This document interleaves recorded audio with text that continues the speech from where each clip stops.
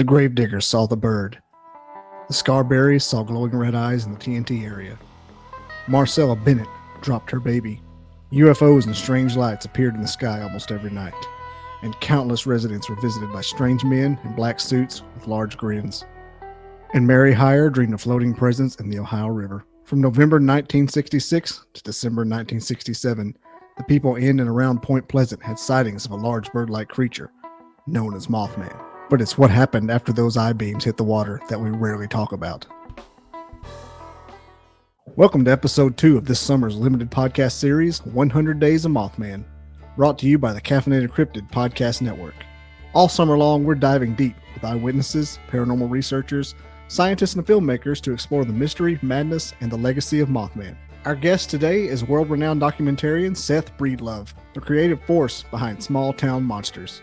He's explored everything from Bigfoot and UFOs to the full spectrum of the paranormal, and carved out a legacy doing so.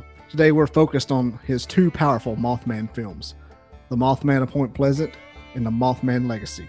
We'll be taking a deep dive into what happened in and around Point Pleasant after the Silver Bridge collapse, a time period that's rarely explored but crucial to the understanding to the full Mothman phenomenon. I'm Bobby, host of the Caffeinated Cryptid podcast network, and this is episode 2 of 100 Days of Mothman. You can watch the full video on YouTube or listen on Apple Podcasts, Spotify, Amazon Music, iHeartRadio, and several other of your favorite audio apps. Or catch the whole series anytime at Mothman100.com.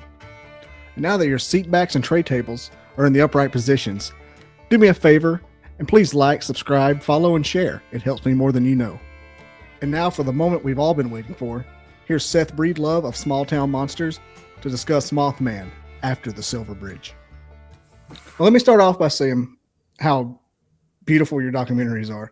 Not to be a kiss ass or anything, but like the legacy, I said this could just be one of those ambient videos you watch while you're studying because it's just like the rolling hills. Yeah, I like that. That movie was a bomb. Yeah, like I thought it was a feature film for a minute. I was like, "Is this a movie?" Is it? I was like, I didn't read any of it. I'd seen Mothman of Point Pleasant before, and it was like recommended. Here's Mothman Legacy for $5. I'm like, not today, Isis. I'll be back later. Yeah. But then, like, you recommended it to me, so I bought it last night and watched it. Oh, you didn't even have to buy it. I think it's on Tubi for free. Oh, yeah, it probably was. I was back here in my office, and so I was like, I'll just throw that on there on Amazon. Yeah. I'll definitely watch it on Tubi. I usually do at night. Watch something like that. Yeah, I like that movie, but it definitely tanked. No one did it really? Oh yeah. It's almost like the phenomenon of Mothman itself. Like no one ever did anything with it after 67. December 16th, 1967, no Mothman. I think you might have the only thing that talks about it afterwards, besides just a couple little random documentaries. There were a lot of television docs. Are we recording? Yeah, I'm just okay. Cool. There were a lot of television docs, and I actually like a lot of them. Mm-hmm. Especially like right around the same time that the Richard Gere movie came out. There were a bunch. Yeah, that really kind of lit the fuse.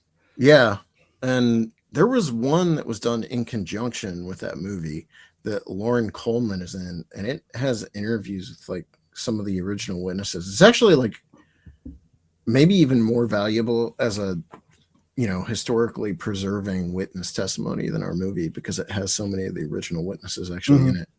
Like where our movie we really had to rely on Jeff Walmsley's audio recordings and old archival video footage. It's good that he had those. Yeah, I mean, we wouldn't have made the movie if we didn't. Like that was the day I went and met with Jeff at the Mothman Museum in 2016 or 20 was it 2016? It might have been, it was 2016. We went and met with Jeff because I wasn't even sure if we were going to make that movie. And he was like, I have these audio recordings with some of the original witnesses if you want them. I was like, well, obviously. Yeah, please. So I was wondering how you even like broke ground in this particular subject, because when I started looking at it, like I just went to IMDb and you came up, and then 4 or 5 other people came up. So what's it like to do an actual investment production into the subject matter and go, hey, can I sit with you in a room with a blanket behind you for a few hours and you do this for free? Or like, So I'm trying to figure out. There was a doc. I want to make sure I mention the right the right movies, because some of these, there were movies that were out that I think are actually really good. That Mothman Beyond the Legend is a good one. It is good. Yeah. The other one is, there's like this 3-hour documentary. I mean, it's not quite 3 hours, but it's close, and it's really well made. I swear to God, it's called Behind the Red Eyes, but I gotta make sure. I think I've seen that somewhere on like Tubi or something. Yeah. It's not even on IMDb, so maybe that's not it. Whatever it is, there's a really good doc that came out years before ours that gets real deep into the weeds on the story and goes deep into like the MIB stuff and the UFOs and all that. My thing was like, I know that's all part of it, but to me it was all ancillary in our film, because if we started focusing on that stuff, it's going to take you on so many rabbit trails that you're never going to stay focused in a film, like a feature doc. So we really wanted to focus on just the Mothman, the original Mothman story, and do it chronologically, because that was the one thing that I noticed about all those movies I had watched, was like there was no just simple chronological retelling of the events of 66 and 67. So that's what we did. They basically just told from most interesting to the least interesting. Yeah. In no particular order. Yeah. What was your question? I totally steamrolled. No, I mean, just how do you, you got into it. How do you break ground into a town like Point Pleasant? So I'd like to interview you for this, even though it's it was Jeff. Yeah, definitely Jeff Walmsley. Because he's a cool dude. He is. Like, we showed up. It was my mom and dad and I, and back in those days, my parents would just accompany me on all sorts of like shoots, which my mom passed back in 23. So it's like a fun memory now. But they went with me to Point Pleasant, and we went to the Mothman Museum literally to see if I could even make a movie about it. And Jeff obviously offered me those audio recordings, but he also was like, I can hook you up with some other people who've never spoken about their encounter. And I was like, all right, well, which is a big deal, because at that point in time, we had made Minerva Monster, which was shot on like essentially like VHS, and it looks like it. And was a really low budget. And so was Blair Witch, so don't count yourself short. Yeah, well, the camera we shot with is the same camera they shot Paranormal Activity with. So, but he took a gamble by doing that, because he was kind of like putting his reputation on. People like that are putting their reputation on the line if they vouch for you. And Jeff didn't really know me too well at that point in time, but he went out on a limb and was willing to talk about the fact we were making the doc with some people and convince some people. The crazy thing was, is it Carolyn Harris? Good Lord, that owned the Harris Steakhouse there downtown. That I think it was Carolyn. Yeah, she passed shortly before the making of our movie, and that, I think it was that same trip where I talked to Jeff. I went over and talked to her in the. No, it wasn't that same trip. It was our first B-roll trip. We were shooting B-roll for the movie, Zach and I, and I went into the steakhouse late at night. She was closing, and we talked for a while, and she was talking to me about her son and her ex-husband dying on the bridge. And I was so excited to have her involved in that movie, and then she passed away before we got to making it, which has happened. At that point in time, we had made 3 movies in a row where that had happened. Beast of Whitehall, while we were making Beast of Whitehall, one of the original witnesses passed literally the day we decided that was the movie we were going to make. And then Smokey Crabtree died like 2 weeks before. I didn't mean to laugh like it's funny, but I mean, he passed away 2 weeks before we were. I laughed because you laughed. I'm like, okay, guess we didn't like just cracking up over people dying. But no, he passed away 2 weeks before we started shooting Boggy Creek, and then Carolyn died during the production, I believe, like before we had a chance to interview her. Didn't you put for Carolyn? I think we did. Yeah, I think we did on that one. Yeah, like the beginning or the start, beginning or the end. Yeah, she was cool. A lot of people in the town at that point in time that I had the chance to talk to, like I connected with, because I grew up in a small town, a lot smaller than Point Pleasant, and I don't know, I always just felt a kinship with Point Pleasant, because even though it's West Virginia, it's, you know, it's right over the river. And also, like, I grew up in Bolivar, Ohio, which is that Appalachian part of the state of Ohio. So I kind of feel like I'm more West Virginia than I am Ohio in some ways. That explains your proximity to Minerva. Yeah, I'm not far from there at all. I knew a lady who went over to Minerva, and they were doing Bigfoot calls on an app. And they turned the app off, and they started hearing the calls again. Like, turn the app off. Like, I'm not doing the calls. Yeah. Oh crap! Get out. Let's get out of here. Where were they? It's Minerva. No, I mean, do you know where? I don't know. You don't know. It was a dirt road. I know that narrows it down. Yeah, that doesn't narrow it down at all. Yeah, it's funny. Minerva, like, my sister got her wedding dress in Minerva when we were kids. We used to eat at the Doug's Classic 57 on the main drag in Minerva, like, once or twice a week. And so I almost grew up there. But it is weird that town was that close, but I never really knew about their monster until way later. Now John Keel mentioned, he kept mentioning big hairy monsters, and I'm assuming he meant Bigfoot as sightings, but he never went into them. And like, I'm reading a book, you know, and I'm like, well, give me something, John. He references one sighting, but he says it's the Mothman. He says it's hairy with wings. He would just casually mention a hairy monster in the woods every so often. Yeah. Well, he's a super interesting guy, but his approach was so wide open. Like, he just kind of took everything in. I don't think he took everything in at face value. Like, he's not a Gray Barker type. No. Where it's like 90% of it is made up. But he definitely, like, I don't know. I like Keel. I'm a fan, but I don't buy everything. And I don't think he would have wanted people to buy everything. He seemed to be pretty fluid in his opinions on this his stuff. writing style and research style felt more like, here it is, you figure it out. This is what happened. I don't know what to tell you. Yeah. He was very, very sincere. It felt like I was talking like a friend over a beer or something. Yeah.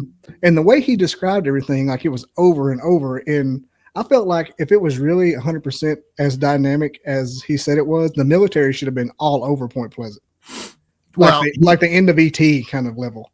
He also fell into that trap of, like, heavily. Oh God, I don't want to start bashing Keel because there's so many Keel apologists, but he fell into that trap of, like, heavily involving himself in the story, and not just as like a researcher or a journalist, but like in the book, he becomes sort of like the main character of the book by the end of it. And I'm sure some of that is just due to the nature of the way things unfolded, but I also think you have to be really careful in doing that. And you know, my biggest problem with Mothman Prophecies is it stops being about the original witnesses, and you know, it stops being a journalistic look at the Mothman and becomes this, like, tense, like, paranormal thriller by the end of it. And he's getting all these phone calls and stuff. And has to go down to the basement, look for his line.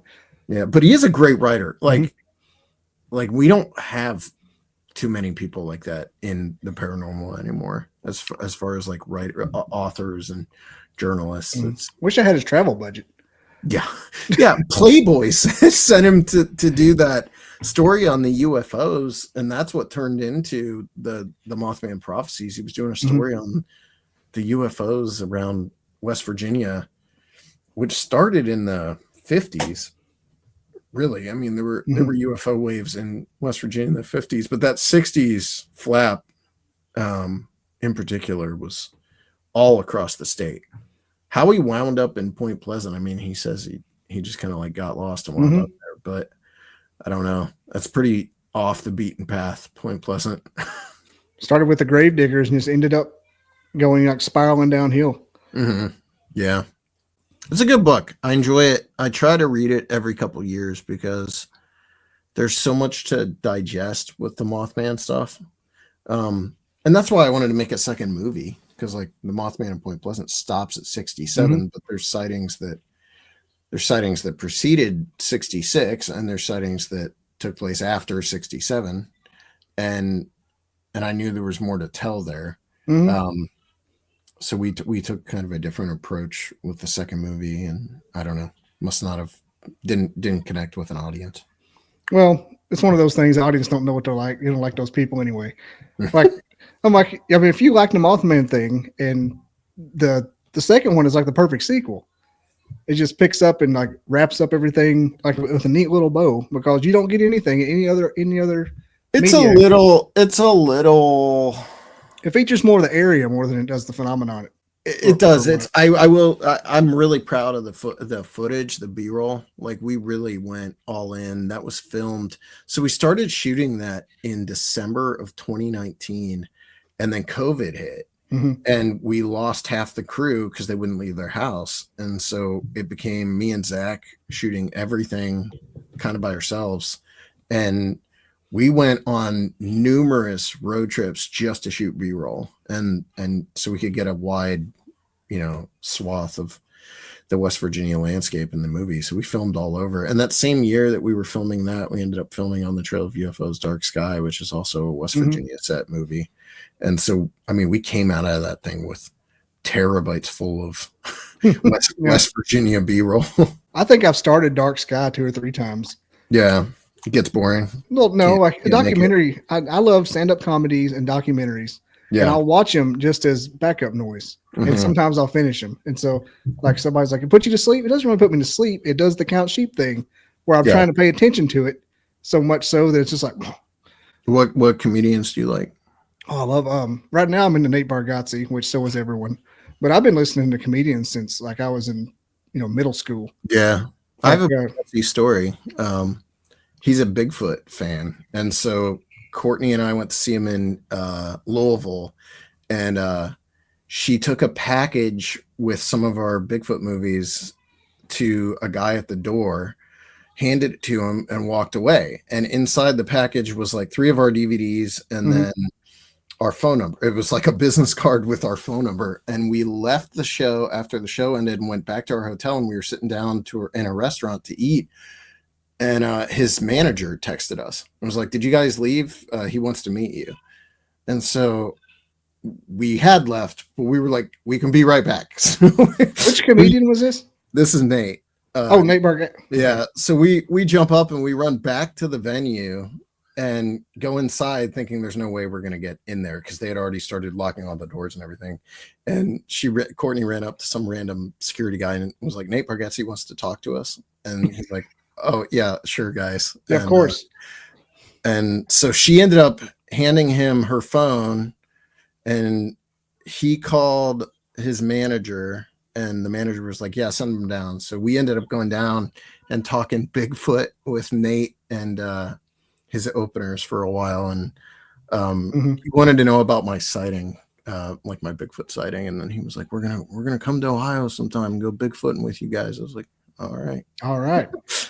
Yeah, I've met his Nate Aaron Weber a couple of times here in Huntsville. Aaron's great. Yeah. And fist bumped him in Birmingham. I came out of the bathroom and went and got some beer, and there's Aaron waiting to go on stage in between Julian and Nate. And I said, "What's up, Aaron?" He's like, "The heck?" Because this is kind of right before Nateland took off. Yeah. He's like, "Who knows me?" I'm like, "I know you, bro." So I hang out at the comedy club in Huntsville all the time. That's cool. Martin Norman and all those guys. Is that where you are? Is Alabama? Yeah, Huntsville, Alabama. That's cool. I haven't spent. My mom owned a Civil War bookstore, like a bookstore with historical books, and we used to travel a lot. Alabama.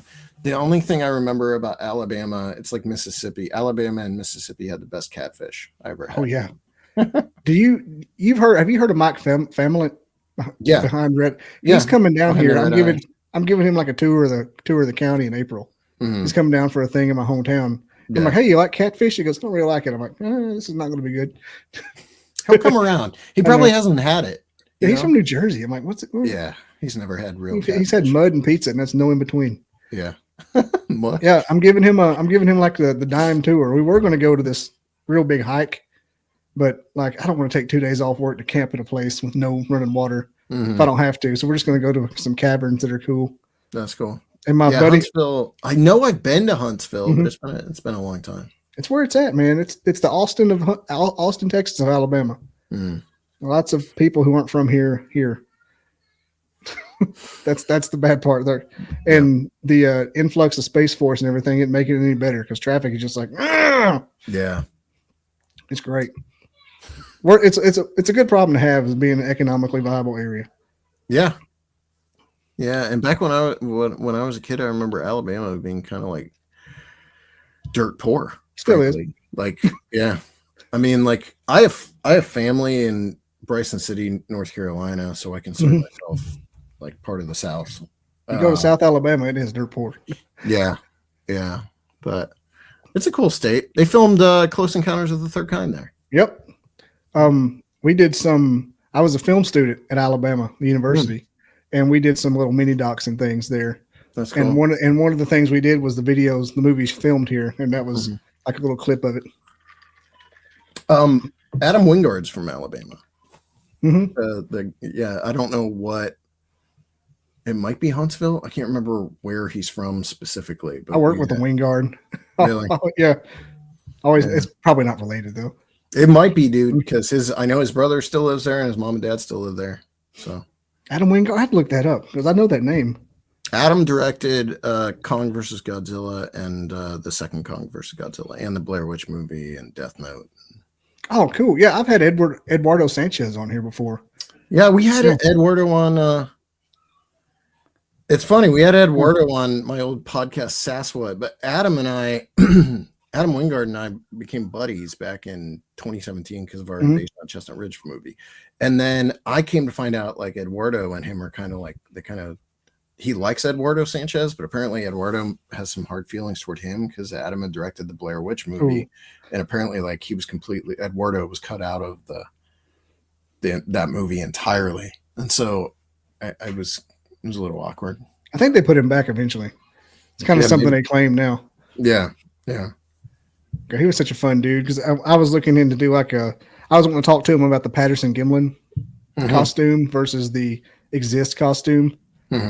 He's like, yeah, I don't know how they would have made that back then because we couldn't have made a good one in 2010 or whatever that was. Yeah. Oh, I think the Exist costume's good. Yeah, I mean, it's scary as it can be. Yeah. So is that are you a PGF believer? I go back and forth. I mean, it could be, I don't know. Like from what you learn from even John Keel talking about the phenomenon of seeing the creature, but it not actually being there, that kind of thing, being a hypothesis, like them being flesh and blood at all times is something that either they are or they're not. Maybe they're in between. But how come that one didn't phase out and no clip into the back rooms like the rest of them do? He just kept walking. But I'd like to believe it. I mean, yeah. I don't know. There's more. I always just go, I'm a flesh and blood guy. I mean, I'm all about everything, like all the stories. But personally, like everything I've experienced, everything I've seen still just points me to like a flesh and blood creature. I go back and forth. That's the fun thing about it. You really don't have to commit. No, that's what I'm always telling everybody that. And then people get like, people get in these camps now, and it cracks me up because like, bro, there's terms now for people that think Bigfoot is. I keep seeing comments on like Facebook and stuff for people that think Bigfoot's like a flesh and blood animal. They call us apers. Yeah. Apers. And I'm like, okay, I guess I'm an aper. I don't know. Or you're an aper or you're woo. Yeah. And it's like, can we stop? Yeah, you talk about fighting amongst yourself for no reason. Like let's just see if it's real, then decide what it is. Yeah. Or just have fun. Like chill out. You know, I consider it a cinematic universe. That's how I treat it. I call it the Mothman cinematic universe because it's the most fun you can have. I'm like, it's pound for pound, the Mothman cinematic universe is more fun than Bigfoot, as far as I'm concerned. Yeah, I probably agree. I love that. I get more like, on my own, not necessarily talking about it with other people, but I get Mm-hmm. more invested in the Bigfoot topic than anything else. But as far as like what I have a much easier time of making movies about like Flatwoods Monster Mm-hmm. or Thunderbirds or the Bell Witch or Mothman than I do Bigfoot, because you're always just worried about stepping on toes. It's not as bad as Dogman, but Oh shit! it's close. You don't have enough time to start that. That's a tactical bro. I will punch you in the face kind of thing. Those guys are mean about it. Yeah. Like, why are you like this? No, I mean You're the so possessive. infighting, infighting with the Dogman stuff's insane. Like, imagine gatekeeping a cryptid you don't even know exists yet. Yeah, it might be because the subject is still kind of in its infancy and people want to be the ones that are the John Greens of Dogman, you know. Yep. But so people want to stake their claim in it, but it's it's volatile. It's very volatile. I'll tell you why you probably like doing the Flatwood Monster and the Mothman thing the best. It's because there's actual characters to address. It's not like Bigfoot is just all over the place. Like every map dot has 6 of them. Yeah, and you can't just pick. You you can go. I even made a note here. I said there should be Mothman trading cards because there's like people you have to know. You have to know the Mallets, the Bennetts, the Thomases. mm-hmm. You have to know the Scarberries. Yeah. But Bigfoot is just like it's either like Patterson Gimlin or no one. The thing about Mothman, and I think is it my favorite cryptid or favorite paranormal story? No, but I think it's the best because that, especially if you're looking at the 66, 67 stuff, it just has a natural story flow that most of these cases don't have, because it has that's the whole point of the movie, The Mothman of Point Pleasant, was that, like take you through the 3 acts of that story from 66 and 67. It's got the inciting event that really blows it up, which is the Scarberry Mallet thing. It's not the first sighting or anything, but that's the thing that kind of puts it on the map. And then it kind of culminates with the collapse of the Silver Bridge. It didn't actually end with the collapse of the Silver Bridge, but that is such a like neat bow on it, for that period of time. And there aren't other stories that have that kind of beginning, middle, and an end. And Flatwoods especially is like, these kids walk. Try telling the Flatwoods. When I was doing interviews for the Flatwoods Monster movie that we made to promote it, people would be like, "Well, tell me about the Flatwoods Monster." I'm like, "Okay, it's 3 minutes. I'll tell you about the Flatwoods Monster in 3 minutes." And it may be an hour. We don't know. Yeah, but the Mothman, you can talk about forever because there's so much that happened in that span of time too. Even if you're only looking at the 66, 67 stuff, there's it's like it was written. Yeah. Like well, yeah, some of it was because of Gray Barker. Yeah. But it is like that is the one I said when we were making it. I was like, we're never going to have anything like this again. And we haven't. We kind of went in the opposite direction with the movie immediately after it too, because Mothman of Point Pleasant is such a like focused film. We're really focused on that one time period, and the next movie we made was Invasion on Chestnut Ridge, which kind of with this anthology look, anthological anthology. It's an anthology. It looks at all these, looks at all these different sightings from the Chestnut Ridge of all these UFOs, Bigfoots, whatever. And it was honestly kind of like a nice palate cleanser coming off of the Mothman of Point Pleasant, because we had been so just focused on this one span of time. But it's a really unique story, and it's got so much to it. I think that's why it's blown up too in pop culture, is which is good and bad, because so many people the Silver Bridge collapse, getting sucked into the Mothman sphere is kind of unfortunate, frankly. Because I know for a lot of the people that lost loved ones on the bridge, it was not like a pleasant thing that every year they had to hear about how the Mothman was seen on the bridge, like foretelling of the disaster, which there's no record of that. There's no, that isn't really a thing that I think happened. Although there is the the sighting that Jeff Wamsley informed me of, which involved, I think, his uncle or his cousin seeing the Mothman adjacent to the bridge, like the day before the collapse. Mm-hmm. That's the only report I'm actually aware of where somebody claims to have seen the Mothman and in conjunction with the bridge. Yeah, it seems like that it was like the perfect ending. Mm-hmm. Like, yeah, all this stuff happened and nothing. The crescendo they were hoping for with the blown up Army naval power plant. What was it? It's a. You mean the Ordnance Works, like where they built the? No, the power plant. Yeah. In the movie, they said they were going to blow. It's actually the Harbinger. They said there was going to be a disaster. Like, don't go there. It's going to be a disaster. Mm-hmm. Turned out not to be. And then a day later, here came the. Yeah. Well, no, in the book it was, and in reality it was the Christmas tree lighting was going to shut down the power grid for the country. Turned out as soon as that happened, Silver Bridge collapsed. Mm. Yeah, you're more educated than me on that, dude. It's been 2017 that I made this movie. Yeah. That's what I said to my wife before I came down here. I was like, I hope I can remember. It's fine. Like what to talk about, because I just did Astonishing Legends yesterday though, and thankfully we talked a bunch about the Mothman, so it's kind of fresh. But like the actual original story is out of my mind right now. I spent 4 months working on a UFO movie about the Thomas Mantell event in Kentucky, and then I've been strictly Bigfoot stuff for the last 2 months. So that's where my brain is. Yeah, Bigfoot is like my favorite topic to podcast on. But you said the word palate cleanser a while ago. I have on paleontologists and anthropologists to do that for me. Mm. Like, tell me something that really happened. Like, give me a fact, buddy. Yeah. Let me see a peer-reviewed white paper. Yeah. Yeah. The only reason I'm so like well-versed, I just finished this book like last week. It's kind of like a textbook. Yeah. And I got Steve Ward's book back here. He was on last week. Did Steve write a book? Yeah, he did. I don't have Steve's book. You need to. Mothman. Oh, it's got a Mark Randall cover. Yep. Oh, I do have that book. Never mind, I'm an idiot. Yeah. This is like the official Cliff Notes to the. Yeah.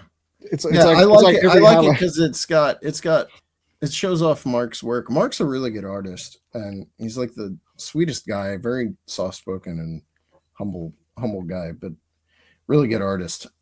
He makes these characters look creepy too. Yeah, his art has a really unique flair for it. That one right there is my favorite with John Keel. He looks like he's gonna throw that hat at somebody and cut their head off. I think that's the same image that is it's either in our Mothman Legacy movie or it's on the Trail of UFOs, because Mark did a lot of work for both those projects. I think it's that second one, because in the Legacy it's like an older version of Mark. He looks like Colonel Sanders a little bit. John Keel does. Yeah.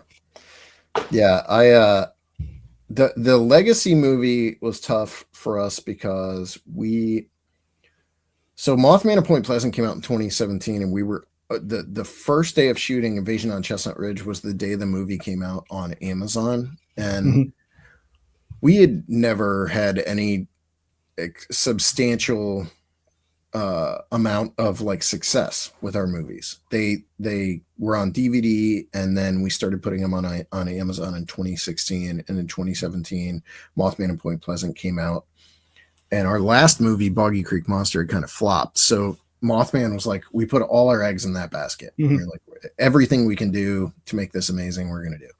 And the movie came out on our first day of filming Invasion on Chestnut Ridge. We're staying in this farmhouse in the middle of nowhere in Pennsylvania, and we started hearing rumblings that the movie was being seen by a lot of people. We didn't hear rumblings about that. We started picking up on the fact that a lot of people were talking about the movie, and so we started watching the charts, like the bestseller charts. So on Friday, that movie was charting in the top 50 overall movies on Amazon, which was insane. But by the next morning, by Saturday morning, it had jumped into the top 10. And when I say top 10, it was up against, it overtook Rogue One.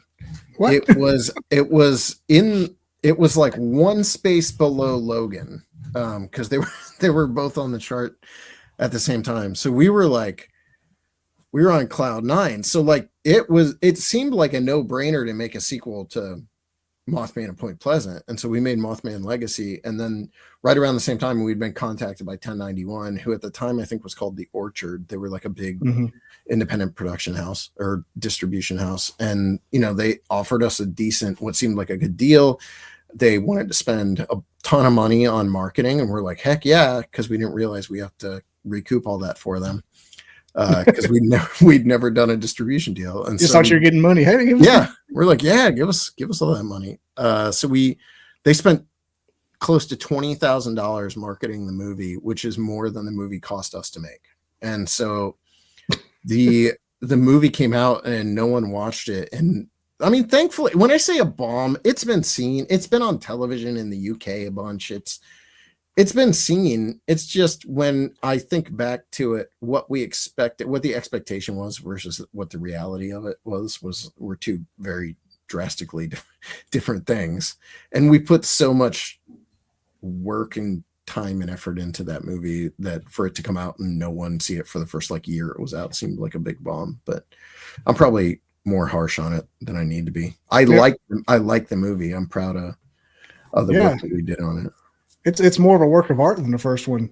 Feels like it's got more personality as far as diving into the stories. I mean, it's like a biopic on the Walmsleys at the end. That's pretty cool. Yeah, I like the Walmsleys a lot, and without them, there would not be an STM. I don't think because I don't think we would have made Mothman and Point Pleasant without Jeff getting involved. And if I hadn't made Mothman and Point Pleasant, I don't know that we would have made it another year. Back then, just because I was still working like a full-time job and we were struggling getting going, and Jeff kind of saved the day for us. So I really wanted to do something that was like a homage to them. I like the movie. I don't know that I would put it above Mothman and Point Pleasant. I think Mothman and Point Pleasant is really special to me because even though it's definitely like a more amateurish STM film because like we're still getting our feet under us. It's the first time we ever had done recreations. A lot of the live action recreations were shot with my iPhone, which people might not realize. It's also the first time we used like the art, the animated art. Who did those? I've noticed who did your animations. That's like his name's Chris Scalf. He did work for us all the way through. Well, he did work for us back in 2023. He worked on our Dogman Triangle movie. But he was really heavily involved for the first, from that point in time, from 2017 all the way through to like 2020. And it was fun to watch his style evolve because on that movie, people always talk about like how the human characters look like N64. Yeah. But I love the stuff he did on that movie, especially the power plant sequence, the way he illustrated the is that on the third floor where he was walking across the room? That's the one I was mentioning. It's like it's crazy. It looks like an actual professional studio did it. Yeah, well, I mean that's what I'm talking about. We had gone from making these very low budget, and Mothman and Point Pleasant was a low budget too, but it was a huge step up in production value from Boggy Creek Monster to Mothman and Point Pleasant, just because of the animatics and I mean it was a crazy jump, a leap from those two movies. And the main witness didn't die the week before it started, so it's well, Carolyn passed, so huge plus. Yeah. Well, we're about to wrap up here, and I really appreciate you coming on. I wanted to hit another point about Mothman that I noticed is the thing was it's called The Bird. Yeah. Until some reporter who watched too many George Clooney movies called it the Batman, and that's the story for another podcast entirely. But it seems like it went through a lot of effort to be seen whenever it was around. It flew in front of windows. Yeah. It jumped. It chased cars like a dog. Like I think that's the reason. I think its purpose was to instill fear. Like there was nothing but non-evil about it. See, my thing with the Mothman, where I'm at with the Mothman is that there is no it. There's no singular it. In my opinion, the Mothman there were multiple phenomena taking place at that point in time. And I'm not just talking about like UFOs and Men in Black. I'm talking about, I think there were multiple things in the sky and on the ground being identified as one being called the Mothman. I don't know. I think there were misidentifications of owls during that time. I think there were probably misidentifications of other animals.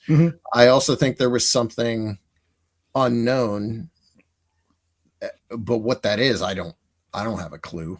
You know, like I think I don't know. The Mothman's like a perpetually confusing one because of it goes back and forth a lot. Yeah, the stories get really confusing. Like you mix up the characters, like I said, when you trading cards, because there's too many damn Connies.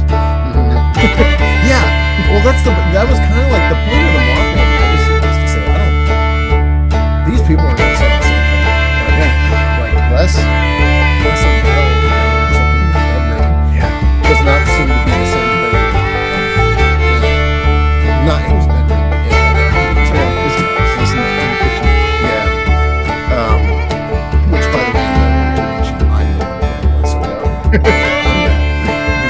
That little the sound in the background says, "Hey, I'm like, dude, no, yeah, get out." Turn my lights on a little bit.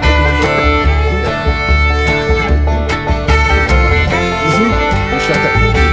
There was no rain the other night. Michael Crichton over here. But it's. I think it was multiple different things. I mean, if you go to those bird sightings, the bird sightings that preceded World War II. But you know, it seems super similar to the Mothman, but which version of the Mothman? You got some sightings where they flap their wings, and some sightings where they go straight up. Like what's her name? Faye Report. Yeah, didn't flap. Yeah, just took off. Yeah, but when you also rope in the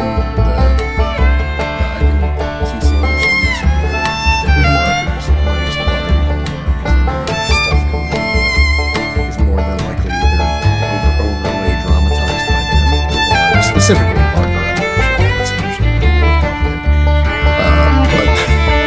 He was a stand-up crane. Was he? He was. I think he was the local biologist. Yeah. Sanderson I have issues with too, because he's the one that he made that story into something completely different from what the witnesses actually reported and experiencing. But Barker, when you integrate Barker into the whole thing, it's so complex as to what might have actually happened. I think that, you know, obviously the Scarborough and Mallet sighting happened, the Tom Murray sighting happened, the Bob Bosworth thing happened. There's stories, and you know, the witnesses in our movie, I believe a lot of those encounters are real. But I also think that especially in the years afterward, you've had a lot of people try to claim their own Mothman encounters who might not have ever actually had a Mothman encounter. But that happens with every subject, you know, so it's not. I've noticed a lot of that with Bigfoot people is, you know, I grew up in the woods, like real rural area, in like a house was in the woods, and stuff that would happen to you all the time, like in the backyard, just kind of hanging out. That happens to somebody that's not ever been in the woods, and that thing. If you heard two hoot owls fighting, and you didn't know what you were hearing, you would think all hell was breaking loose. I live in Massillon, Ohio, which is a city, and I'm in a neighborhood. I'm at the end of a cul-de-sac. There's a forest behind my house, but it's like right on the other side of this little patch of forest is other trees or other houses and all this stuff. I hear noises at night that if I heard alone in the woods in the middle of nowhere, I'd be convinced we're a Bigfoot, you know, or something. And there's just weird stuff in the woods in general, weird sounds and stuff. I mean, animals make sounds that aren't just your usual see and say sounds. Yeah, like a chicken makes a sound you never heard before. Yeah, peacocks. Have you ever heard of peacock? Yeah, help. Peacocks. I'll never forget this. My ex-wife and I were in Tennessee. We were on the Parkway, and we had stopped at like a pull-off, and we were standing there, and we started hearing this really weird, what I took to be a call. And I recorded it with my phone, and I sent it to the Ohio BFRO head. And I was like, is this a Bigfoot? And he was like, no, that's a peacock. Yeah. Oh, okay. Yeah. But that's not something I would have. Mm-hmm. I've been around peacocks. I've never heard that noise. So you really don't hear it unless you're far away from a peacock. If you're near it, it sounds just like them squawking really loud. Oh, really? It's a weird phenomenon. Huh? Because if you're next to a peacock in a cage and it does that, you hear it, but it's like almost like a train horn coming. Mm-hmm. Huh. So you're in Massillon, huh? Yeah, yeah. You know, the people I know that went to Minerva live in Massillon. Oh, really? It's the Massillon's own Bigfoot guy, the kid that goes to the town square and dresses like Bigfoot. Okay. I don't know. Yeah, there's like a Massillon Bigfoot mascot. It's him. Oh, that's weird fun. that you said that. What if he's like your stepson or something? Yeah, like, no. You mean Harry? Yeah. Yeah, this is we've lived here this is where STM's based. We've been here for 3 years now.